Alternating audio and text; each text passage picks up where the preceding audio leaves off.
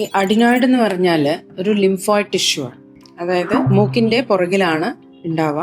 ജനിക്കുന്ന എല്ലാ കുട്ടികളിലും ഉണ്ടാവും. അത് 3 വയസ്സ് മുതൽ വളരാൻ തുടങ്ങും. 6 വയസ്സ് വരെ വളരും. പിന്നെ ഒരു 8 വയസ്സ് കഴിയുമ്പോൾ അത് ചുരുങ്ങി 10-11 വയസ്സാകുമ്പോൾ ഇല്ലാതെയാവും. ഒരു അബ്നോർമൽ അഡിനോയിഡ് ആണ് നമ്മൾ പ്രശ്നങ്ങൾ ഉണ്ടാക്കുന്നത്. അപ്പോൾ എന്ത് തരം പ്രശ്നങ്ങളാണ് ഉണ്ടാവും? ഇത് മൂക്കിന്റെ പുറകിൽ ഉണ്ടാവുക. അത് 2 തരം പ്രശ്നങ്ങളാണ് ഉണ്ടാവുക. ഒന്ന് അതിന്റെ സൈസ് കാരണം, പിന്നെ അതിന്റെ ഫംഗ്ഷൻ, പ്രവൃത്തി കാരണം. സൈസ് കാരണം എന്താ ഉണ്ടാവുക വെച്ചാൽ മൂക്കിന്റെ പുറകിലാണ്, ശ്വാസം എടുക്കേണ്ട സ്ഥലത്താണ്.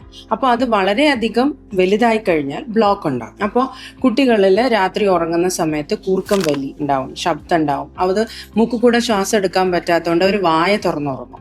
അത് കൃത്യമായി അങ്ങനെ പോകുന്ന സമയത്ത് അവർക്കുള്ള പല്ലുന്തി വരിക, മുഖം ഇങ്ങനെ കൂർത്തു വരിക, അങ്ങനെ പ്രശ്നങ്ങളുണ്ടാവും. ഇത് ഒക്കെ അതിന്റെ സൈസ് കാരണമുള്ളതാണ്. ഇതിന്റെ പ്രവൃത്തി കാരണമുള്ള പ്രശ്നങ്ങൾ എന്ന് പറഞ്ഞു കഴിഞ്ഞാൽ അത് ഇടയ്ക്കിടയ്ക്ക് ഇൻഫെക്റ്റഡ് ആവും. അത് തന്നെ ഒരു സോഴ്സ് ഓഫ് ഇൻഫെക്ഷൻ, അതായത് ഒരു ഇൻഫെക്ഷന്റെ സ്രോതസ്സായി മാറും.